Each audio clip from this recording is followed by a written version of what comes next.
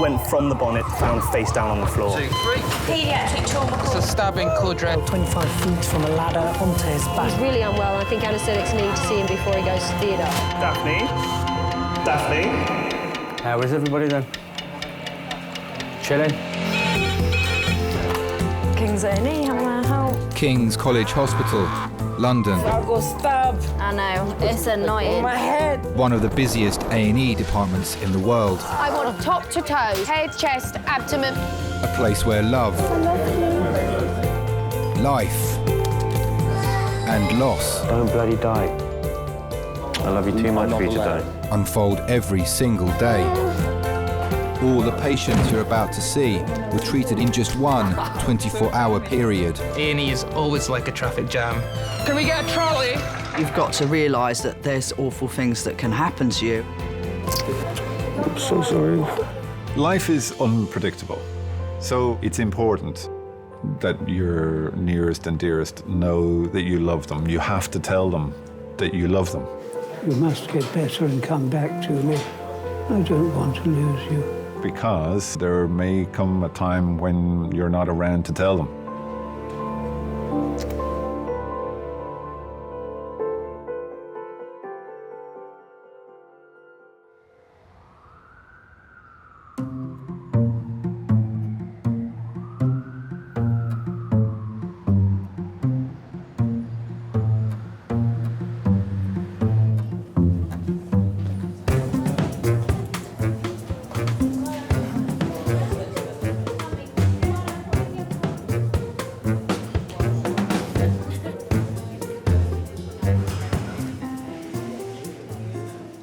Nurse. Doctor. Doctor. Out of your league. How? Yeah. You don't know. Council place, and they've probably got a great big posh house somewhere and a Ferrari. Cancel face. That's what you live in. They probably live in a great big house and Ferrari You got a outside. cancel face. Yeah. You push, Mama. The bear needs the Rosie to look after him. Watch out, Pumpkin.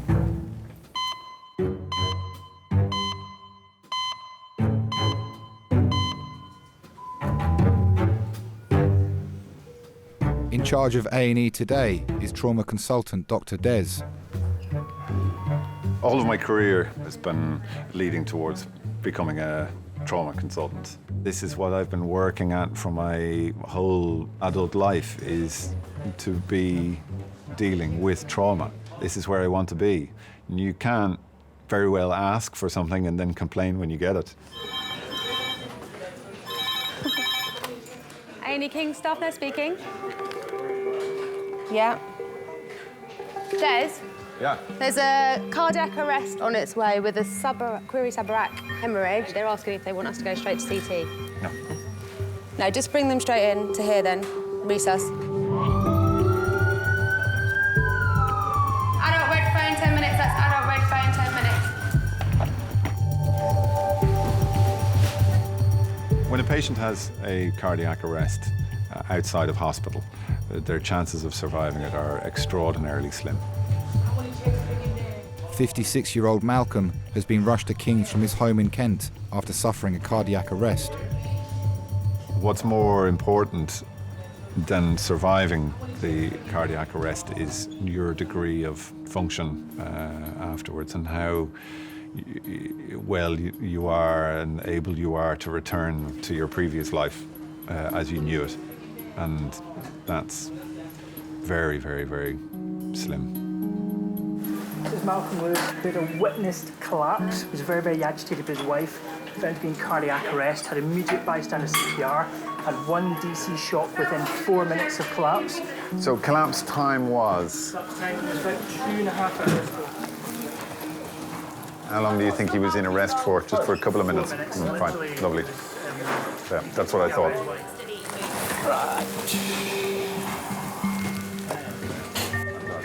It's 2.5 hours since Malcolm's cardiac arrest. His heart stopped for 2 minutes. If we can get a 12-lead ECG, please, when you've got your monitoring on. Papa, will you be able to get an ABG for us? I got Callum doing that. Malcolm is now on life support. Airway's all good. Yep. Yeah. So we'll get our monitoring on. Midazolam initially on induction, but I've asked them for a full list of all their drugs protocol that we've given, so we'll know better from there.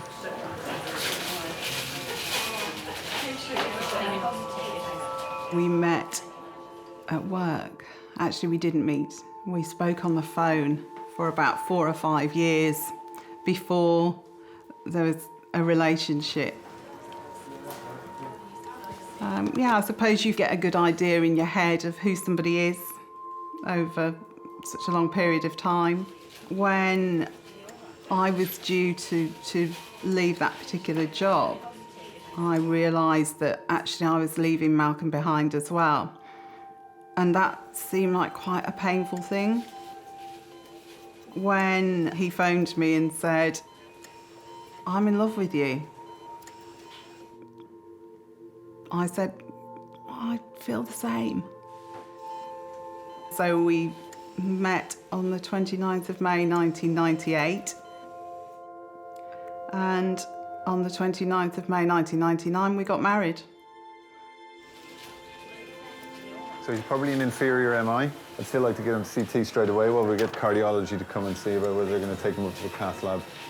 Malcolm was found by his wife, Heather. She rang the emergency services. Very hard to relate how fateful that day seems.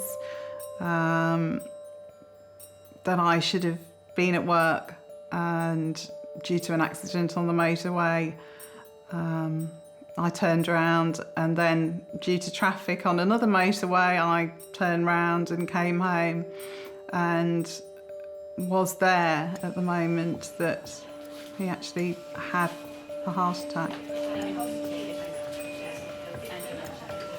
Okay, folks, how are we doing? They are ready in CT for this man. Life is unpredictable because the people who come to see me every day didn't intend to come and see me. So it's important that your nearest and dearest know that you love them. You have to tell them that you love them because there may come a time when you're not around to tell them. He was going blue. He wasn't breathing properly. And I needed to do something. So I was breathing for him. I was doing chest compressions. I wasn't sure what I was doing was right. Okay, great. Going to CT. Thank you, sir. Okay. Malcolm is going to CT for an immediate scan to discover whether the cause of his cardiac arrest is a bleed on the brain. I don't think I was prepared to entertain the idea that he would die.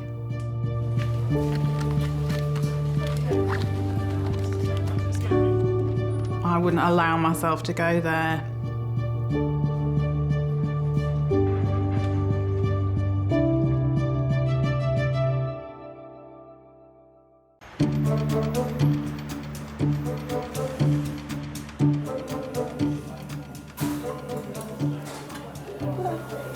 Sit down. All right. As soon as I sit down, call me. That's all right then, but sit down. Like when you light a fag up, the bus comes. Huh? When you light a fag up, the bus comes. Light what? Fag. The bus comes, doesn't it? Bus comes? When you stay at the bus stop and you light a cigarette up, the bus comes, doesn't it? Oh, yeah.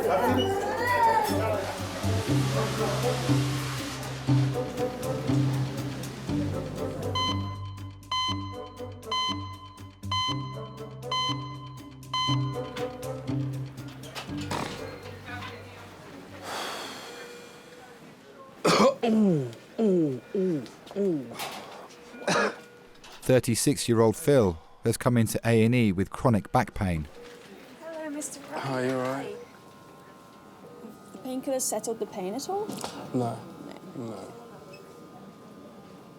Have you been feverish at all? Well, yeah, that's kind of a normal thing for me. I wake up every day and I'm sweating like crazy, but I do have a bit of a manic, hectic lifestyle there, so... In what sense? I don't really look after myself that well. I haven't got time. There's always time to look after yourself. Yeah, sound like my mother. Sound like your mother. I was having a usual Saturday night, you know, fun and games, lots of partying, having fun with lots of women, brilliant time, and then all of a sudden I just had a stabbing pain in my side and just dropped to the floor.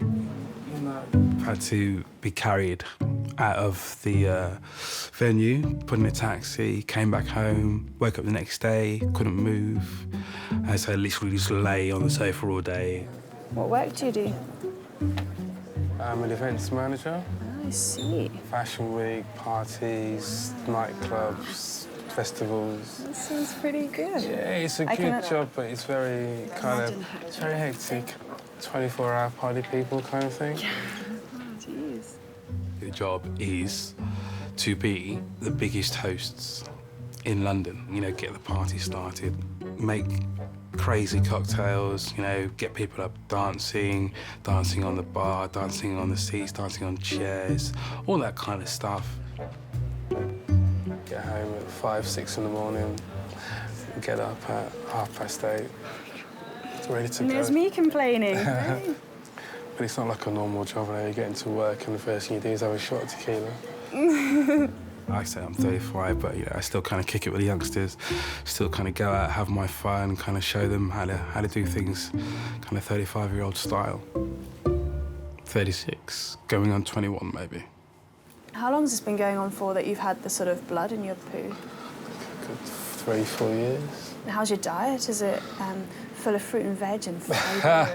Yeah, maybe not? I can say my diet is mainly consistent of alcohol. How much would you say you drink a week, just to sort of quantify it? Units-wise, yeah, maybe like 100, 110, something like that. But I'm going to have a day off today, obviously. Yeah. You got to live life as you would, as if, you know, it could all be over tomorrow. I drink a lot of milk. Yeah, OK. But I don't eat a lot of constipate solids. You. Yeah, OK. OK, not many solids. I maybe have a meal a week. OK, geez, OK, yeah.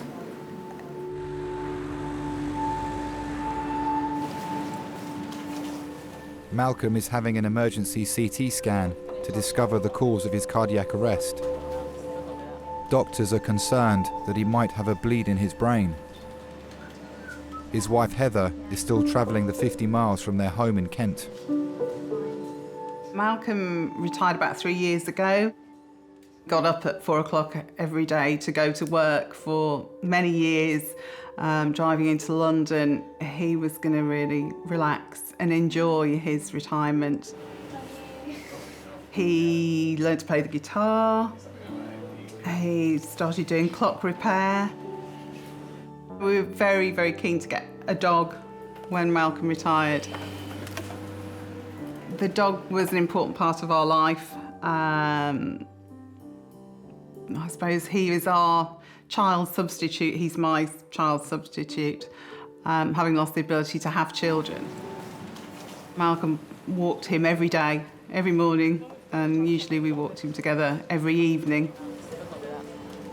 He was happy, he was enjoying retirement, for sure.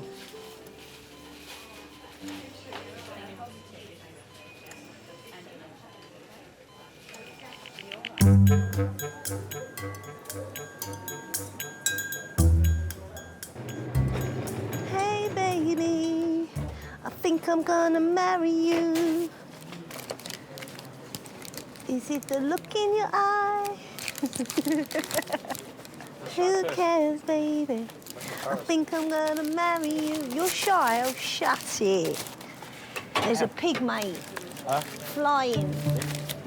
I am a bit like Tinkerbell, flitter here, flitter there.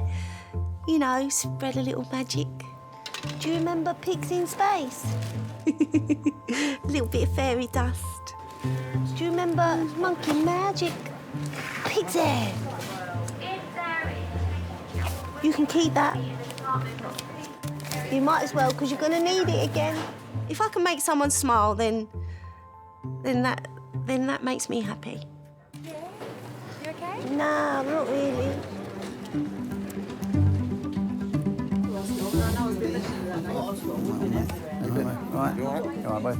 61-year-old Bob has brought himself into A&E after developing numbness in his arm. He believes he's had a stroke. So what brought you in today then? I had pains in my arm. Okay. Didn't know what they were. Which arm was it? Left. Okay. And what did it feel like? Can you describe the pain? We're going to talk. It wasn't a pain as together, yeah, it wasn't a pain as a pain. My arm went floppy. So it wasn't pain? I was trying to grab a snow shaker, you know that thing that makes snowflakes, what do you call them? Snow dome. Snow dome, that's the word. I'm exactly like my dad. Everything, golf, fishing, you know, shooting, things like that we used to do together. One Christmas, this Christmas just gone, I said that we have Christmas at home. And I actually done exactly what my dad used to do. Exactly what my dad used to do. That was get up first, come downstairs, make up tea, you know, put all their presents out and everything ready.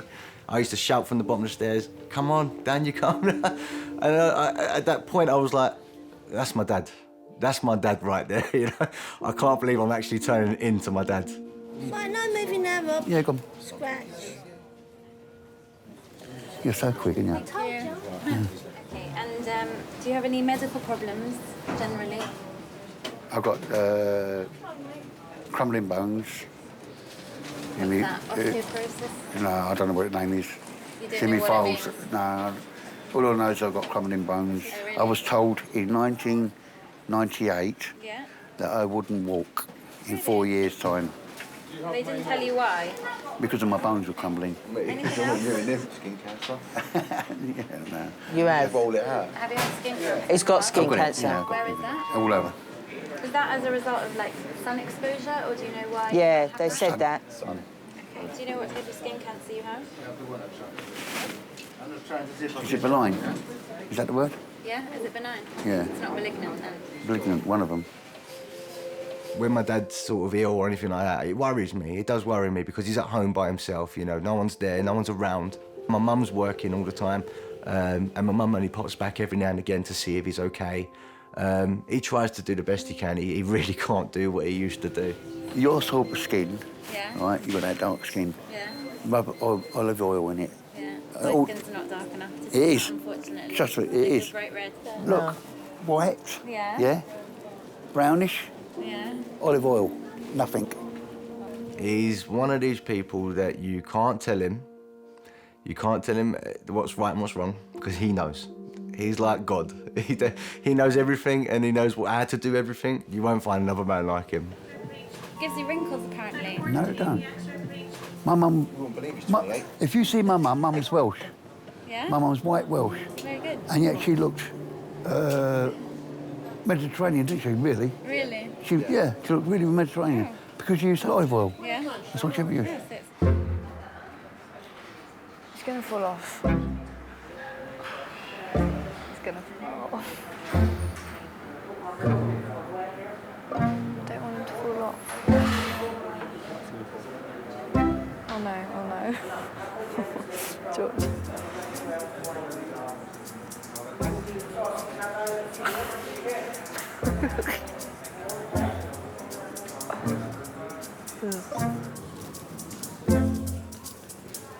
Hey, Mr. Wright. Oh, you're right. We were just chatting about your case and just trying to figure out what's been causing it, because it sounds pretty sore. Yeah, it is. Yeah, pretty sore. So it started at 2 in the morning on that Sunday. Yeah, it was about 2 o'clock in the morning. Office at 2, come on.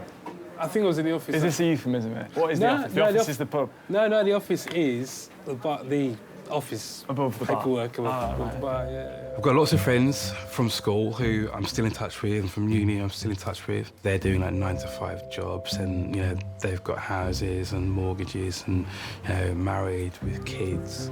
And there have been times where I've said I'd love to swap places with you. This bizarre diet of booze and milk. Is that true? It is.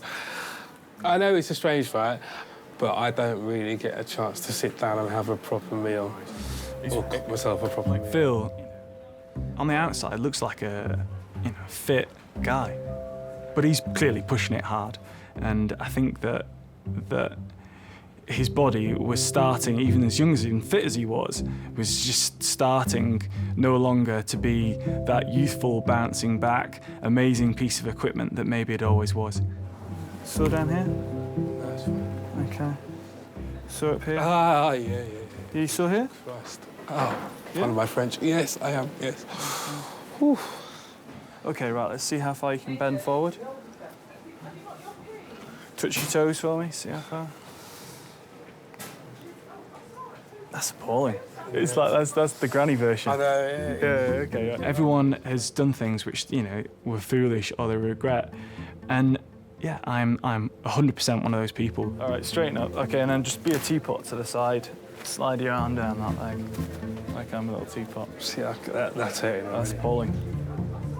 And I think those experiences probably make us as A&E doctors better doctors to say, yeah, I've done that too. It's ridiculous.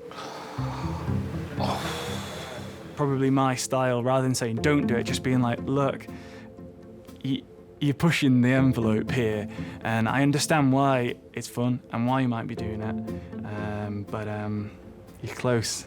You're close to the edge. Your blood tests are starting to show signs of long-term booze.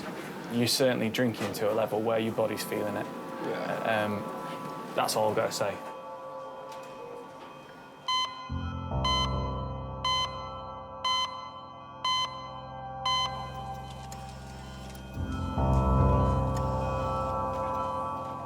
Malcolm's scan has excluded a bleed in his brain. It seems his cardiac arrest was caused by a heart attack.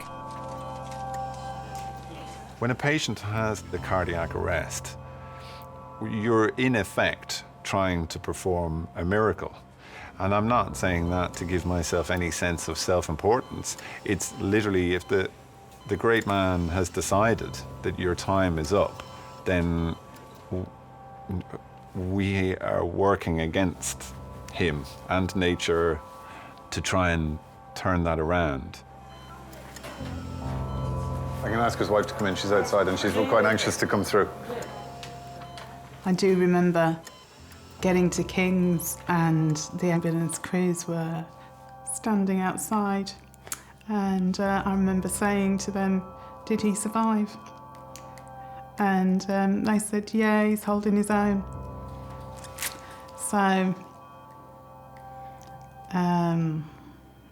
yeah. So please, come on in. Thank you. Come on in. Thanks, Chuck.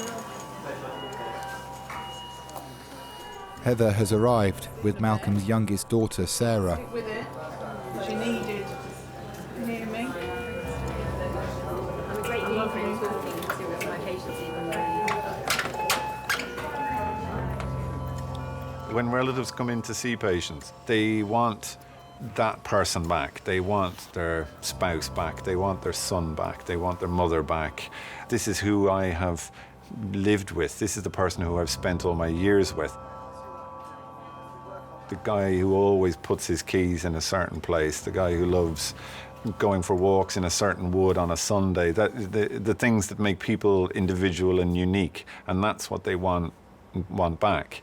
And unfortunately, that's the one thing that we can almost never tell a relative when they come to see us, because it's only time that will tell us that.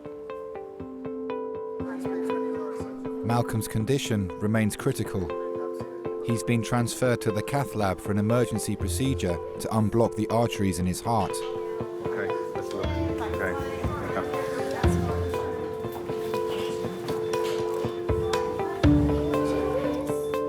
I was going to lose somebody else from my life. I think it would be very difficult to imagine a worse moment.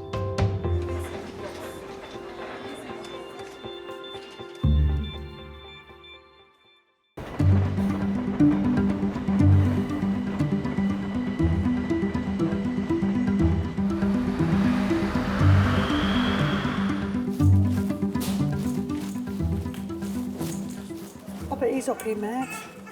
I bet he's up being mad.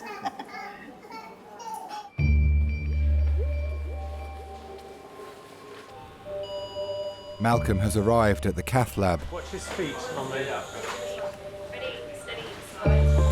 Heather and Sarah face at least a 2.5-hour wait.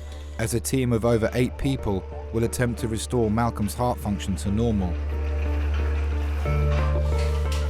The whole team is very acutely aware that there's a patient's life in everyone's hands. At King's, we always believe that if there's any chance that someone will survive, then we give them that chance. We are inherent optimists.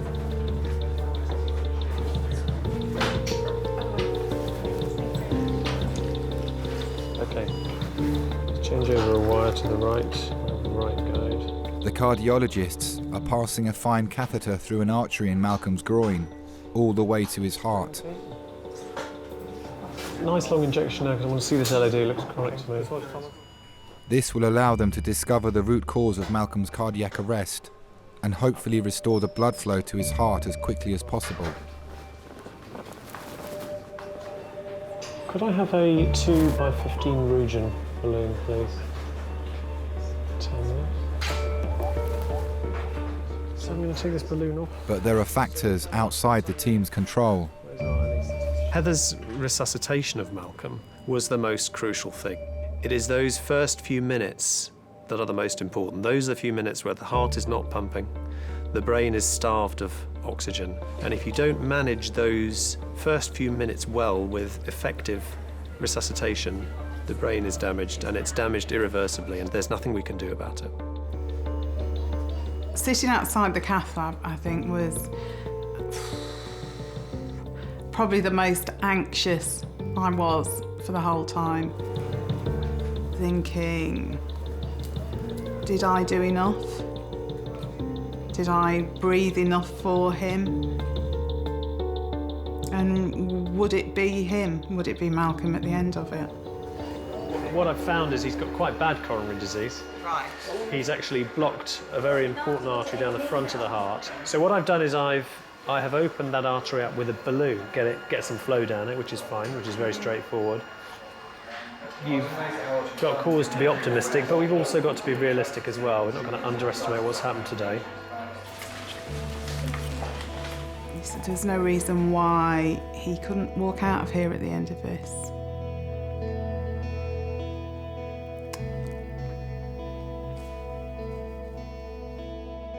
After 3 hours in the cath lab, Malcolm's heart condition has been stabilised. But until he wakes up, no one will know the extent of any brain damage he may have sustained. Nobody wants to say goodbye. Everyone wants us to do absolutely everything that we can to stop it from happening. But we have to bear in mind that the person who survives, they may not be the same. They may never wake up, or if they do, they may be very, very impaired, and sometimes just subtly impaired, but it's enough to change their relationship.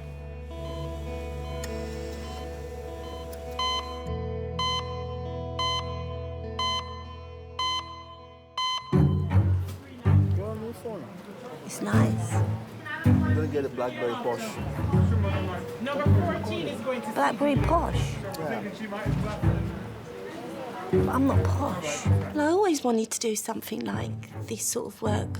I'm gonna come and see ya. Because when I was a child, someone was there for me when I needed somebody, and in a way, I'm now there for somebody else as well. Right, all you need to do is pop your arm straight for me. And make a fist. We all need people to help us. If we go through life thinking we can do it all on our own, then you're delusional, really. We'll just pull your gown up. Phil is undergoing further examination for his mystery back pain. Have you had an ECG before? Not that I can remember, no. The only people who knew I was in hospital, obviously my two flatmates. And your mum didn't know? I'm not really that close to my family. I don't really see them a lot. It's been a good few years. We're appointed from Central Station. It was a time where literally me and my mum were kind of like inseparable. And then, I don't know, the whole kind of balance, the dynamic of the family changed. I do think about them every now and again. I think if my life wasn't so full and I didn't have so much going on, then I would have more time to probably reflect and think about, you know, past and family and stuff like that.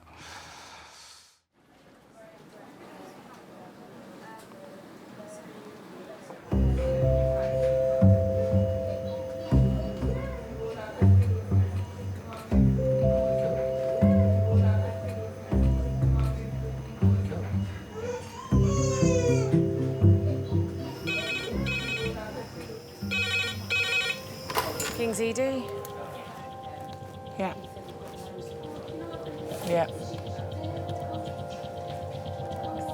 Lovely, thanks.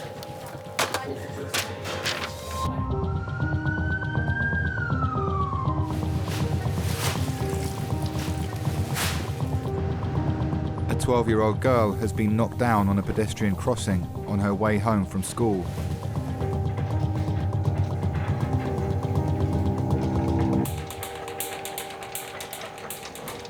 That's Camila. Hey guys. I promise I'm not going anywhere. There we go, darling. This is Camila, 12-year-old girl. She's got a massive great lump bruise onto the right side of her forehead. We're querying loss of consciousness because she cannot remember anything. Yeah. C-spine pain when she moved her neck. Okay? Right, let's crack on, guys. All right.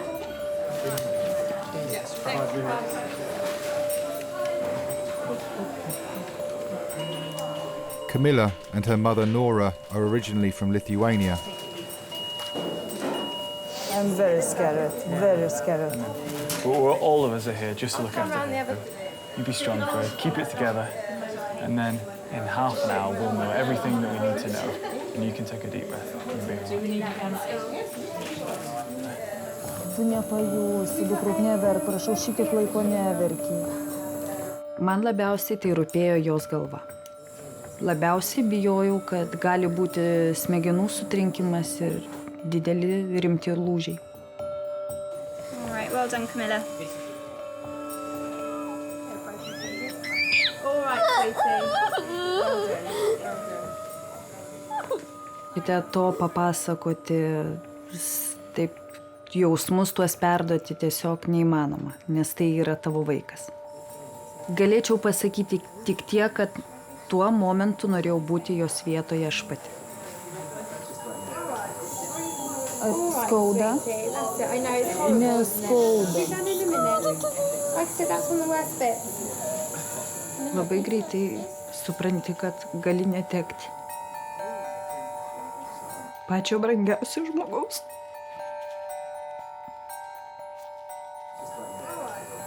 Neverk, neverk.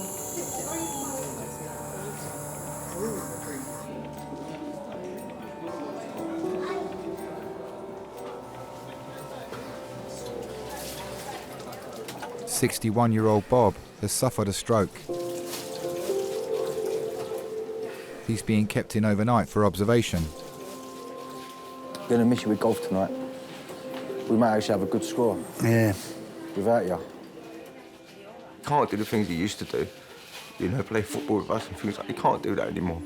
And that upsets us a lot. Upsets us because we tell him, and we try and tell him as much as possible, don't do what you're doing because you can't do it anymore. You have to sort of take a step back and let other people do it. But he don't listen. He don't listen. He don't listen at all, he don't. He's got to do it his way or no way.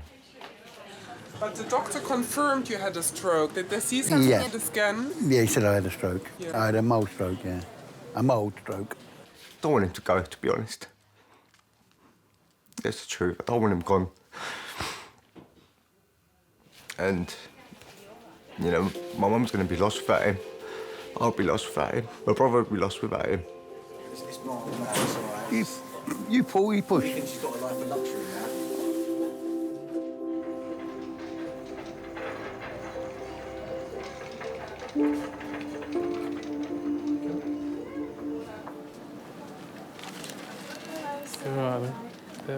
Hey, Chief, how you feeling? Yeah, not too bad. A new man? Since our painkillers? Yeah. Okay. How are you feeling seriously though? Have they helped at all? Or? Yeah, it's not too bad actually. Like lying in this position now, it's fine. Good news is that all the X-rays are completely normal, right? Wicked cool. I can't see any sort of badness around the spine that's making us any sort of problems. Now, most of these things get better on their own. Yeah. Okay. And that's why I think now we've excluded, we've tried to exclude best anything super serious going on. We can relax a little bit and say, right, let's just see how this goes. What about going back to work? Yeah, well, yeah, like, I don't know. Like go back to work tomorrow? Well, yeah. All right, if you can do it.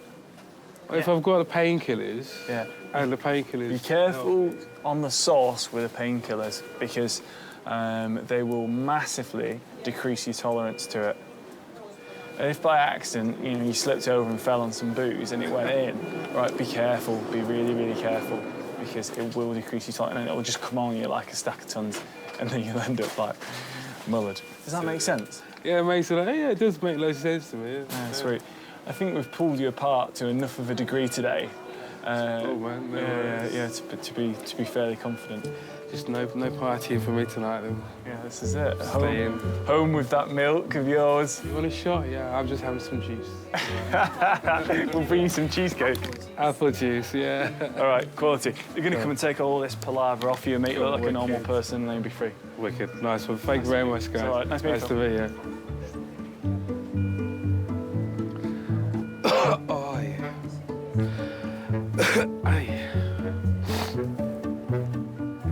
When I was younger, I used to say, and this sounds really morbid, I used to say to people, I get to 60, then just pull the plug.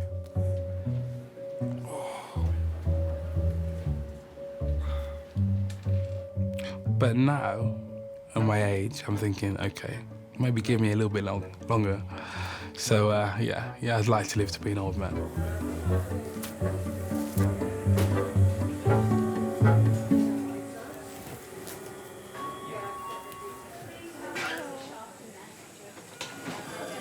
Should we take this off? So what we're doing now is we're going for that scan. Then when we come back, we'll do the X-ray, which is what we were going to do before. Doctors are worried that Camilla has injured her head and neck after being hit by a car. She is going for a CT scan to discover the extent of the damage.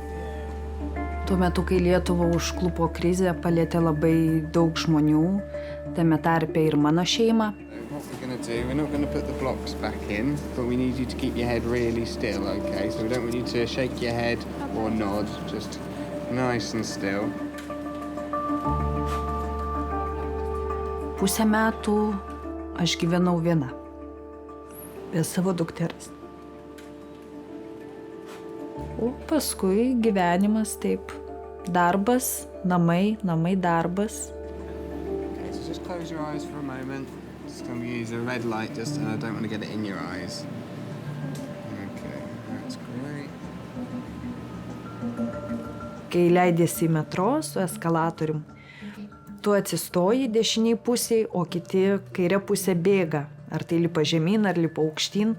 Ir galvoju, jau kai aš čia gyvensiu, aš niekada nebėgsiu. Po mėnesio teko savo žodžius atsiimti. Dabar bėgu ir aš.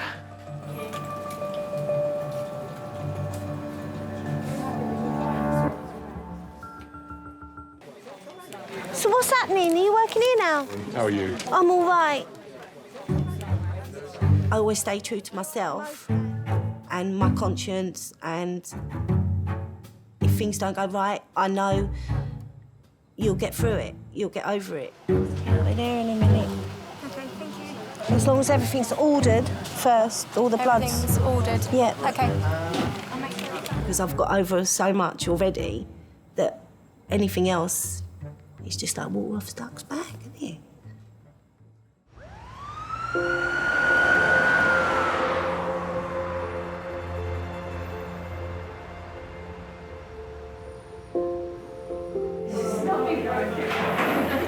Tikiuosi, kad aš... Man bus fizinis. Jokių fizinių. Pamiršk, tu rytoj išvis į mokyklą neisi. Neisiu. Neisi? Camila. come cercare di messo, perché trattato di messo, ok? Right. I might be able to take all this palaver off here. Although it is exciting just watching the ceiling, I'm sure you'd like to have it all taken off you. Okay, stay nice and still. It's gonna feel nice. Ooh, nice. And I'm gonna slowly slide this up. Oh, you are good. Okay, you ready? I'm gonna sit you up. Your neck is okay. All good news. So, the scan that we did of your head, because you had your bump, it was completely normal, okay? You've got a lovely big fat brain sat in there thinking away, and there's nothing wrong with it, okay? Good, okay. Okay, should we get some help on there? Yeah. Right, I'm out of here, I'm out of here. I got run over when I was 5. I was pretty bad. I had a broken pelvis, broken ribs, and they, they sort of said to my mum it was 50-50 whether I'd make it through. But I did.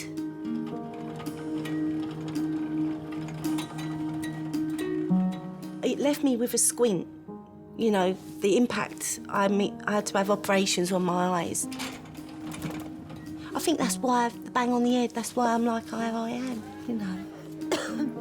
The policeman on the scene saved my life because he had to give me CPR. So, from the policeman on the scene to the ambulance to Guy's, because they took me to Guy's, if they wasn't there, then I wouldn't be here. I wouldn't be here. I sort of don't harp on it, but just that's what's made me want to do something like this, because I'm giving something back for the life that I've got. Su pižama būčiau atbėgus. Tai kaip tavo širdelė plaka.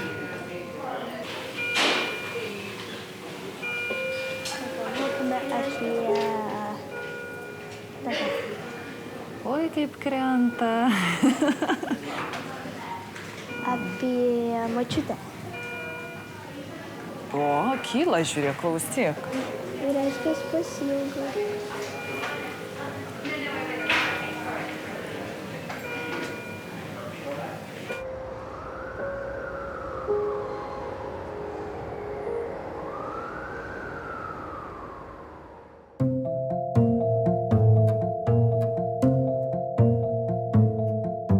The whole family, we're all rough and ready, we fight with each other, we're always banting with each other, but if one needs help or someone needs help, we're always there, like, no matter what.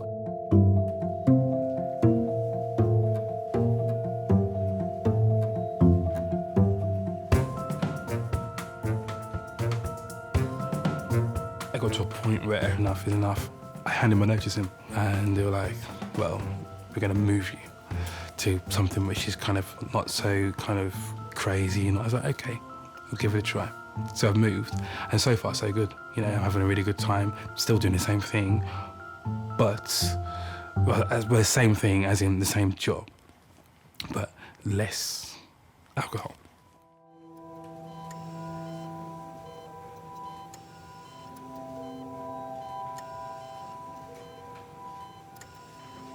He'd been slowly woken up.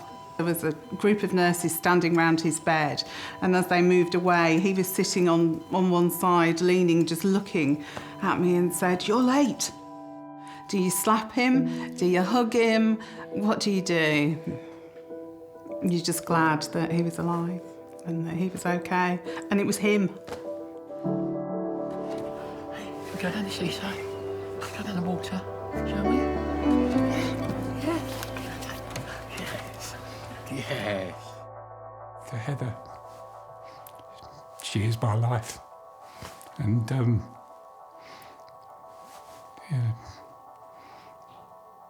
she does everything to me, and it's just, I'm glad I survived so I can live with her longer. She saved my life.